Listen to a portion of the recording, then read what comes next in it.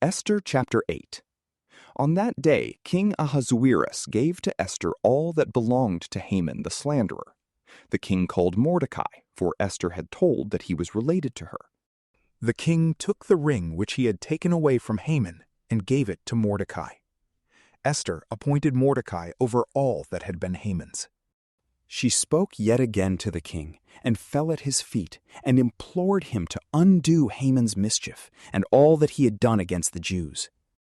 Then the king extended the golden scepter to Esther, and Esther arose to stand near the king.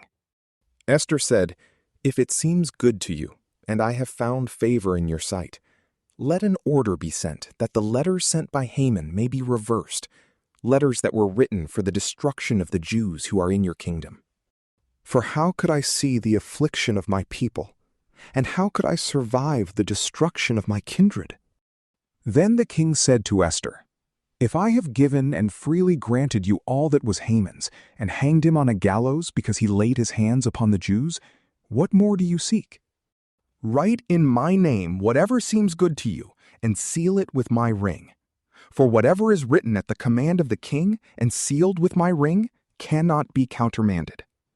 So the scribes were called in the first month, which is Nisan, on the 23rd day of the same year, and orders were written to the Jews, whatever the king had commanded to the local governors and chiefs of the local governors, from India even to Ethiopia, 127 local governors, according to the several provinces, in their own languages.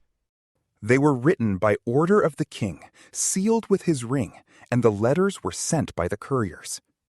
In them, he charged them to use their own laws in every city, to help each other, and to treat their adversaries and those who attacked them as they pleased. On one day in all the kingdom of Ahasuerus, on the 13th day of the 12th month, which is Adar. Let the copies be posted in conspicuous places throughout the kingdom. Let all the Jews be ready against this day, to fight against their enemies. The following is a copy of the letter containing orders. The great king Ahasuerus sends greetings to the rulers of provinces in 127 local governance regions, from India to Ethiopia, even to those who are faithful to our interests. Many who have been frequently honored by the most abundant kindness of their benefactors have conceived ambitious designs, and not only endeavor to hurt our subjects, but moreover, not being able to bear prosperity, they also endeavor to plot against their own benefactors. They not only would utterly abolish gratitude from among men, but also, elated by the boastings of men who are strangers to all that is good, they suppose that they would escape the sin-hating vengeance of the ever-seeing God. And oftentimes, evil exhortation has made partakers of the guilt of shedding innocent blood, and has involved in irremediable calamities many of those who had been appointed to offices of authority, who had been entrusted with the management of their friends' affairs, while men, by the false sophistry of an evil disposition, have deceived the simple goodwill of the ruling powers. And it is possible to see this, not so much from more ancient traditional accounts, as it is immediately in your power to see it, by examining what things have been wickedly perpetrated by the baseness of men unworthily holding power. It is right to take heed with regard to the future, that we may maintain the government in undisturbed peace for all men, adopting needful changes, and ever judging those cases which come under our notice with truly equitable decisions.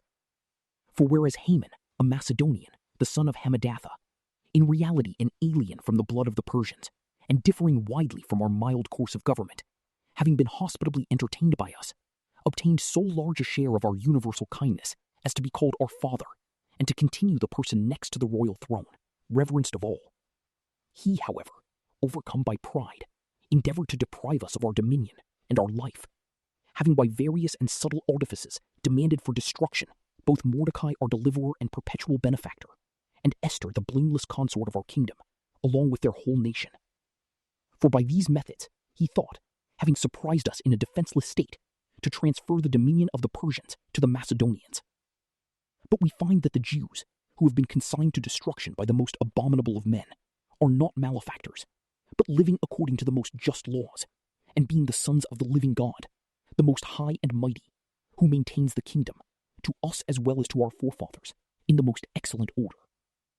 You will therefore do well in refusing to obey the letter sent by Haman, the son of Hammedatha, because he who has done these things has been hanged with his whole family at the gates of Susa, Almighty God having swiftly returned to him a worthy punishment.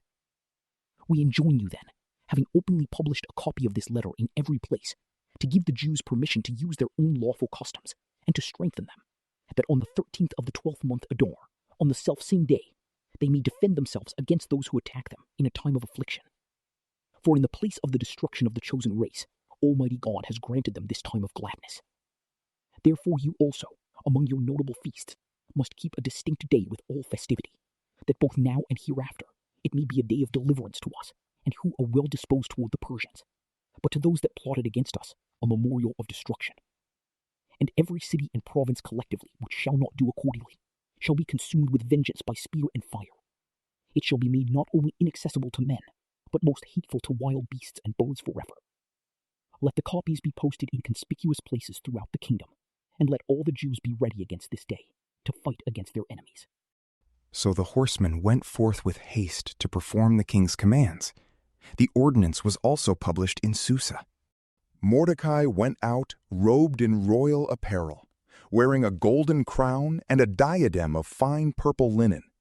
The people in Susa saw it and rejoiced. The Jews had light and gladness. In every city and province where the ordinance was published, wherever the proclamation took place, the Jews had joy and gladness, feasting and mirth. Many of the Gentiles were circumcised and became Jews for fear of the Jews. From PrayLamp, peace be with you.